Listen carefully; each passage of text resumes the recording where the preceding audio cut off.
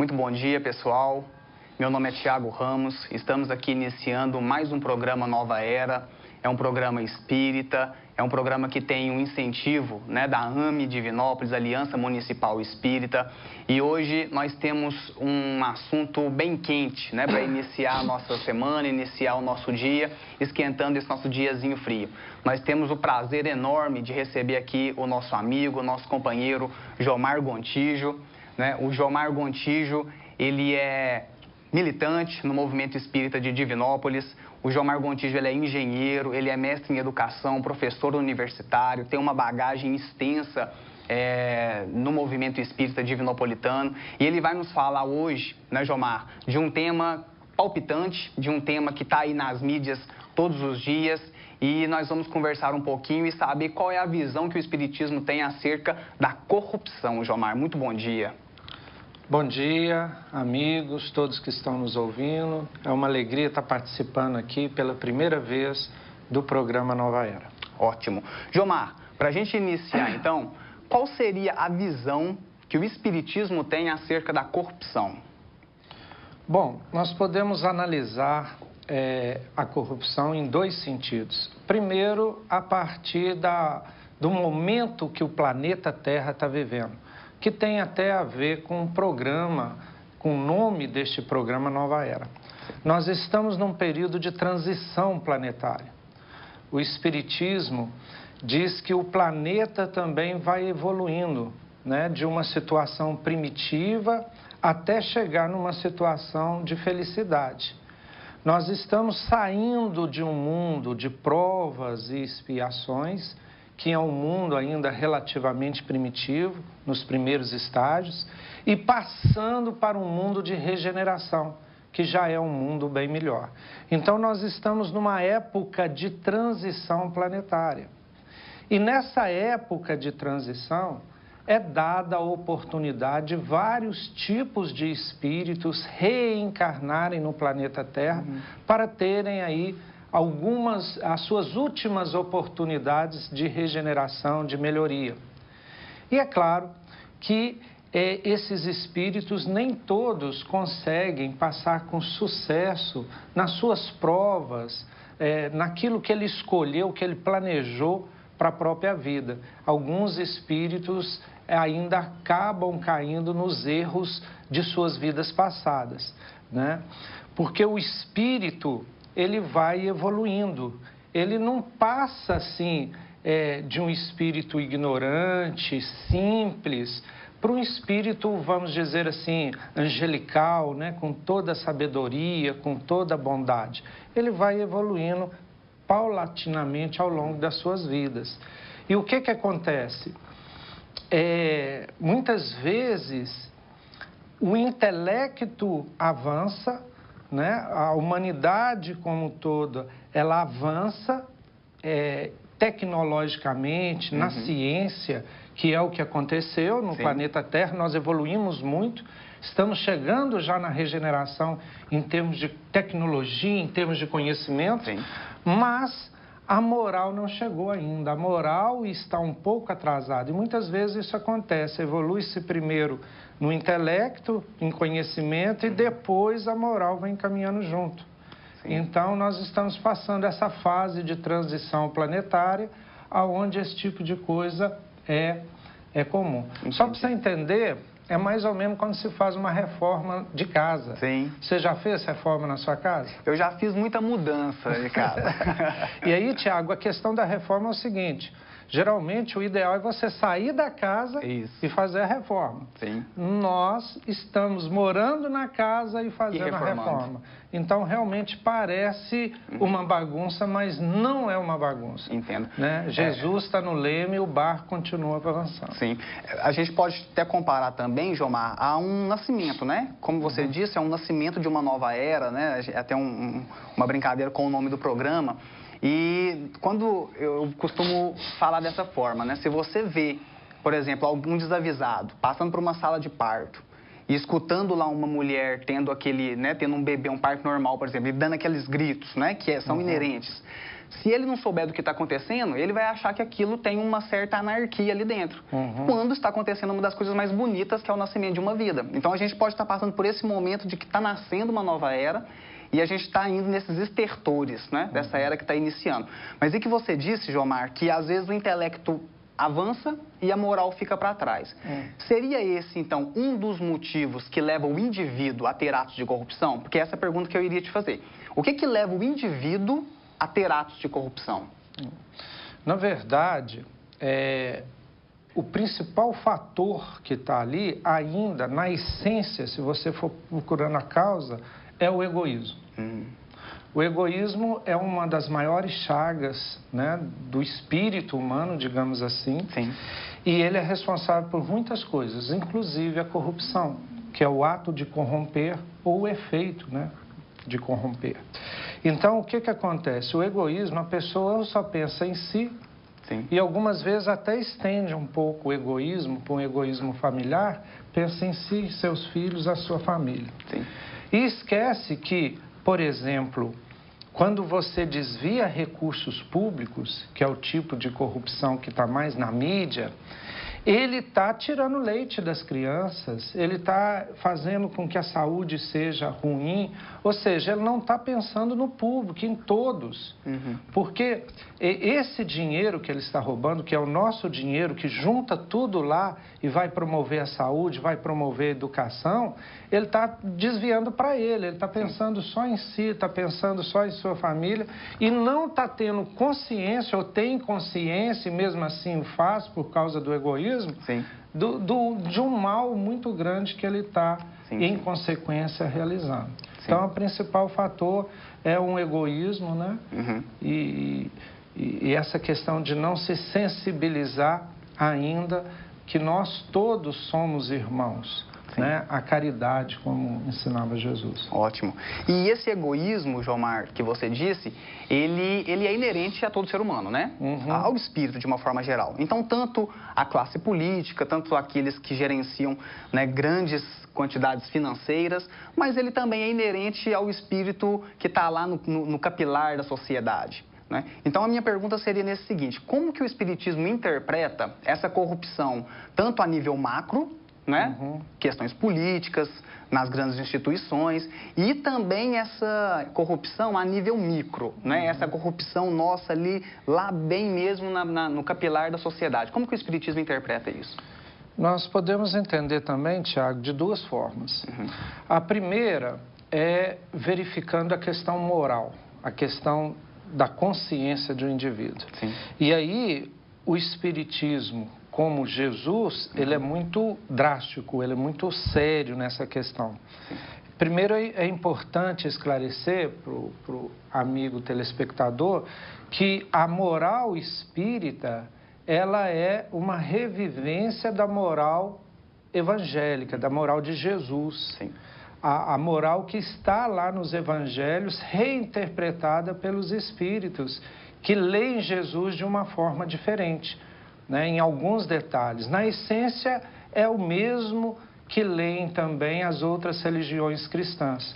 Porque a essência do conhecimento da moral cristã, que é universal, né, que serve para todos os seres humanos de todas as religiões, é o amor e a prática do amor que se chama caridade.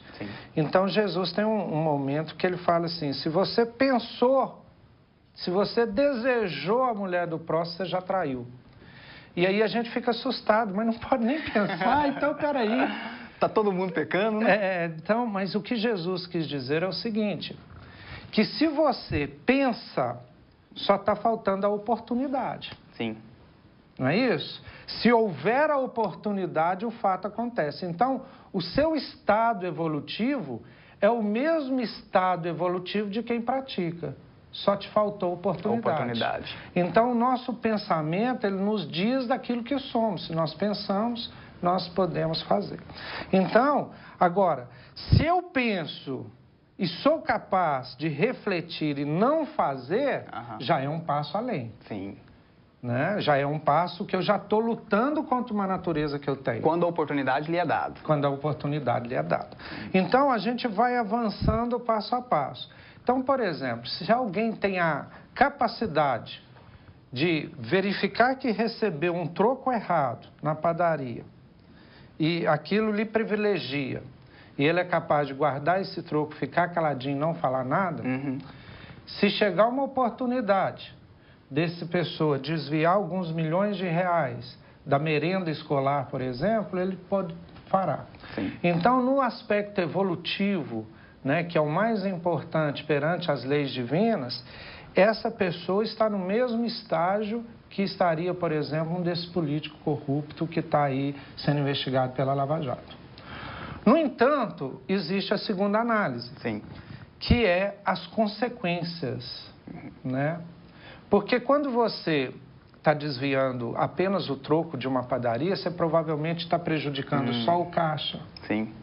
Mas se você desvia uma quantidade enorme e prejudica milhares ou até milhões de pessoas e consequência, por exemplo, na saúde, que esse desvio provoca até o desencarne de alguns espíritos, sim, a consequência é bem maior. E a lei divina também olha as consequências das atitudes. Então, você tem que olhar esses dois aspectos. Então, o ideal é começar essa atitude de reflexão desde das pequenas corrupções que a gente chama, porque começa ali. E começa ali, e é tipo assim, quem faz errado nas pequenas coisas também fará errado nas grandes coisas. Sim. Você falando isso, Jomar, me lembrou muito do Emmanuel, né? O Emmanuel, o guia espiritual do Chico Xavier, na última existência dele, né? Do Chico Xavier. E certa vez o Chico perguntou para ele quem era o criminoso, né? Mas quem é o criminoso? E o Emmanuel só vira para ele e fala, a única diferença do criminoso e de nós é que o criminoso já foi descoberto. Né? E nós ainda não fomos descobertos. Por causa justamente dessa questão de que às vezes a gente pensa em fazer o mal e não faz pela falta de oportunidade. Então o criminoso ele já foi descoberto nesse mal que ele cometeu. Né? Muito interessante. Então, Gilmar, você tocou num assunto que eu iria também te perguntar. Né? Você começou a falar dessa consequência que pode ter para o indivíduo que comete uma corrupção, tanto a nível macro quanto a nível micro ali no nosso dia a dia. Estamos num programa espírita, então vamos falar de pós essa existência. Vamos supor que um sujeito passe toda uma existência aí cometendo atos de corrupção e ele nunca é descoberto, né? E às vezes dá essa sensação de revolta, né? De indignação na população, de o fulano está se dando bem, o fulano está fazendo a corrupção e nada acontece, mas perante as leis de Deus, né? E lá depois dessa vida, no pós-morte, quais as consequências para o espírito de cometer atos de corrupção depois dessa existência? Interessante a pergunta, e essa aí eu acho que somente o Espiritismo pode esclarecer, né, com muito detalhes o que acontece. Primeiro é importante citar a referência, quem quiser conhecer, né, esse código penal da vida futura, esse código penal do que acontece após a morte do corpo físico, lê uma obra de Allan Kardec que chama O Céu e o Inferno. Né? Essa obra, Allan Kardec vai desmistificar essa ideia, né, que é comum na nossa cultura, que existe um inferno e existe um céu, e vai falar que existe, na verdade, após a morte do corpo físico, um reino consciencial. O que manda é a consciência do espírito.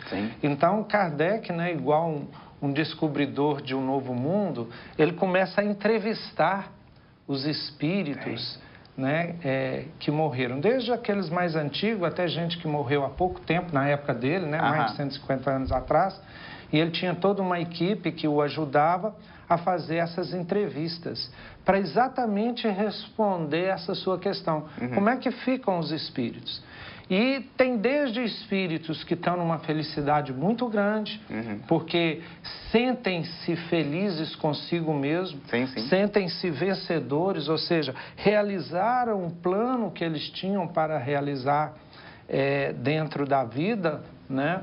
depois o André Luiz vai chamar isso de completistas, né? Completaram a missão deles no planeta Terra.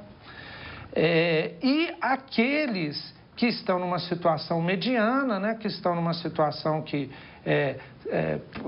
parece que não estão muito felizes consigo mesmos, mas também não estão com grandes problemas conscienciais, estão numa situação mediana, e existem aqueles que estão sofrendo muito, em situação de sofrimento, né? Muitos acreditam até, porque o sofrimento é tão intenso, que é eterno. Então, quando Kardec pergunta, eles acham que vão sofrer eternamente. Daí a ideia do inferno eterno, que não é eterno, mas eles acham que é porque o sofrimento é muito intenso e contínuo. O que já aumenta o sofrimento. Que aumenta o sofrimento. Que é uma questão consciencial, que é uma questão de infelicidade consigo mesmo. É aquele remorso, é aquela coisa que você, quando você erra, você fica ali, a tua consciência te cobrando daquele ato. Então, esses espíritos, eles podem escapar da lava-jato, eles podem escapar da lei humana, mas da própria consciência eles não escapam. E assim... É impossível enganar a consciência. Porque você pode ter aqui, por exemplo, um ladrão que ele até fala assim, não, sou ladrão, minha profissão é roubar. No entanto, se esse ladrão for roubado, qual que é o sentimento dele para o ladrão que rouba ele? Ele vai odiar essa pessoa.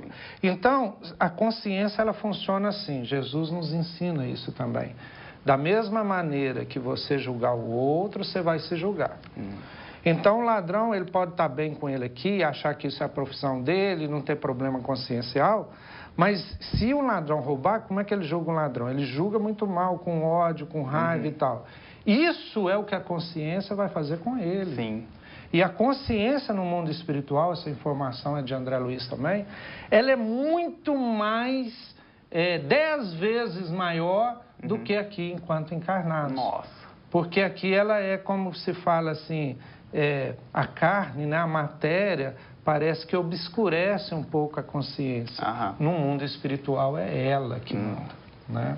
Compreendo. Muito bom, Gilmar, muito bom. Então, vamos partindo aí já para o nosso término, mas a gente gostaria de fazer uma seguinte questão. Como que a gente pode interpretar, né, essa onda de corrupção no Brasil agora, atual? Né? É o que a gente vê nas mídias, né? É o que você disse, essa questão da vida pós-morte, da consciência, retornando para o sujeito, ele saber que quando ele é roubado, ele odeia aquele que o roubou, então automaticamente ele vai começar a perceber que ele também está plantando ódio no coração das pessoas, que ele rouba, né? E esse ódio, quando retorna, o sujeito ele sente isso, para a consciência dele, ele vai começar a se endireitar nesse caminho. A gente está vendo agora, Gilmar, essa onda de corrupção no Brasil. Né? Como é que a gente pode interpretar isso? Nós, né, tanto o cidadão comum, que ajudou, às vezes, a colocar, né, o sujeito que está lá hoje, às vezes, roubando ou não, cometendo atos de corrupção ou não, mas também tanto na questão macro mesmo, da questão política. Como que o Espiritismo interpreta essa onda de corrupção? Né? Ela tem algo de positivo? Tem algo de positivo para se tirar de tudo isso? Né? E será que um dia a gente vai se ver livre dessa corrupção? Vou começar de trás para frente. Né? A última pergunta, será que um dia a gente vai se ver livre disso? Com certeza, né, Tiago? A gente acredita na evolução, a gente acredita que o planeta, aliás, ele vai passar para um mundo de regeneração, querendo ou não, porque isso é a lei de evolução. Ninguém segura a lei de evolução. O que o nosso livre-arbítrio, e aí eu falo o livre-arbítrio de cada indivíduo, que de alguma forma é o livre-arbítrio do planeta Terra, né, somando tudo, ele pode atrasar essa evolução. Isso nós podemos fazer, né? Se a gente não se esforçar para que essa regeneração venha, ela pode ser atrasada, mas não indefinidamente. Um dia ela vai chegar, porque a evolução é uma das leis divinas, imutáveis. Agora, você perguntou assim, tem algo de positivo? Eu acho que é muito positivo, né? Isso não é uma coisa negativa. A primeira coisa que a gente tem que fazer uma análise é o seguinte, a corrupção sempre houve. Nunca deixou de acontecer. Sim. Desde a descoberta do Brasil e até antes, sempre houve. Já começou assim, né? Sempre houve. Agora, né, com a mídia, com a liberdade, ela começou a aparecer. Então, só o fato de nós sabermos de forma clara que ela acontece já é algo positivo. Sim, sim. A segunda coisa é que isso está fazendo com que o povo brasileiro seja um povo mais político, né? Que se interesse mais pela política com P maiúsculo, né? Não só... Então, por exemplo, há várias campanhas que hoje estão contra a corrupção, contra os corruptos. Então, o povo está tendo uma análise maior e tudo. E realmente, começando, né, a punidade, ou seja, punindo aqueles que estão e acabando com a impunidade, né, nós vamos começar a alcançar essa nova era que é o nome do programa. Ótimo, muito bom, Jomar, muito bom mesmo. Estamos todos agradecidos, né, pela presença do Jomar Gontijo aqui com a gente. Eu acho que foi bastante válido, né, nos esclareceu bastante acerca dessa questão dessa corrupção nossa, né, do dia a dia, que às vezes a gente culpa muito o pessoal lá em cima, né? Mas faz aqui também. Mas faz aqui também. E se, como você mesmo disse, né, se é nós conosco mesmo e a nossa consciência depois do desencarne, sim, nós temos que cobrar, né, desse pessoal que está lá em cima, mas nós temos que também vigiar a gente aqui, né, Jomar? Isso aí. Te agradeço. Muito Tiago, obrigado. Rapidamente, só convidar as pessoas, né, para o quarto CETESP, que vai falar sobre mediunidade e ética, né? Tão necessário a ética, né? 16, 17 de setembro. Podem fazer inscrições nas casas espíritas e na internet também. O site é www.cetesp, né, Seminário de Ética e Espiritualidade, cetesp.org.br. Anotem aí. Muito obrigado, Jomar. Estamos terminando mais um programa Nova Era. Foi de uma grandiosidade enorme. Espero que vocês tenham gostado, espero que tenham esclarecido de alguma forma e que é isso que o Espiritismo vem contribuir conosco nessa nossa sociedade. Agradecemos a sua companhia, que tenha aí um lindo dia. Até uma próxima oportunidade.